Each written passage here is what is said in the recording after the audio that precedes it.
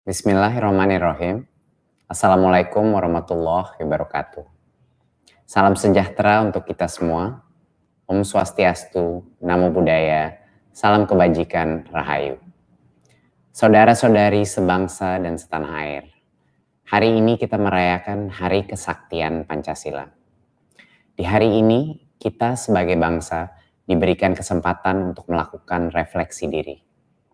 Kita mengenal Pancasila sebagai falsafah negara kita, ideologi bangsa kita. Kita mengenal Pancasila sebagai akar yang menyambung masa lalu dan masa depan kita bersama. Tapi apa arti Pancasila bagi kita dalam kehidupan sehari-hari? Apa makna dari sila-sila Pancasila bagi seorang pemimpin, seorang pekerja, seorang guru, seorang ibu, dan seorang anak? Di masa pandemi seperti sekarang, mungkin terasa sulit membayangkan sisi positif dari bencana yang melanda. Karena pandemi ini, kita secara bersamaan mengalami krisis kesehatan, krisis ekonomi, dan krisis pembelajaran. Tetapi di saat sulit seperti ini, sila-sila Pancasila justru terlihat jelas mendarah daging di masyarakat kita.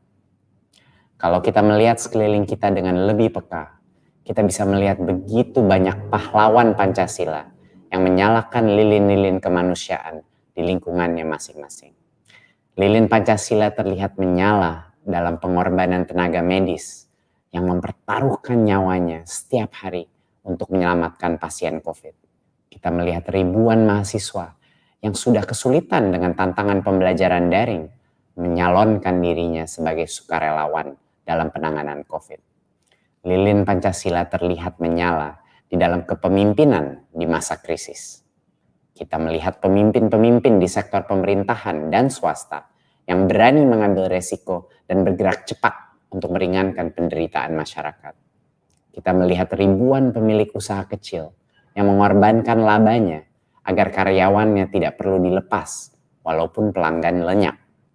Kita melihat pemimpin umat di tempat-tempat ibadah yang menggalangkan dana untuk membantu rakyat yang agamanya berbeda dari dirinya.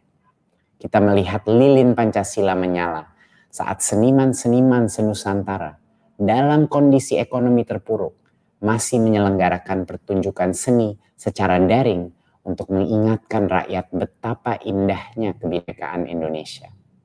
Kita melihat lilin Pancasila dinyalakan oleh guru-guru yang mendatangi rumah pelajar di daerah-daerah terpencil agar mereka masih bisa belajar. Kita melihat lilin Pancasila menyala saat orang tua yang setelah seharian mencari nafkah masih sempat membaca dan bermain dengan anaknya yang kesepian di rumah. Pada hari ini, kita mengingat sejarah kita dan betapa besar pengorbanan nenek moyang kita untuk bangsa ini.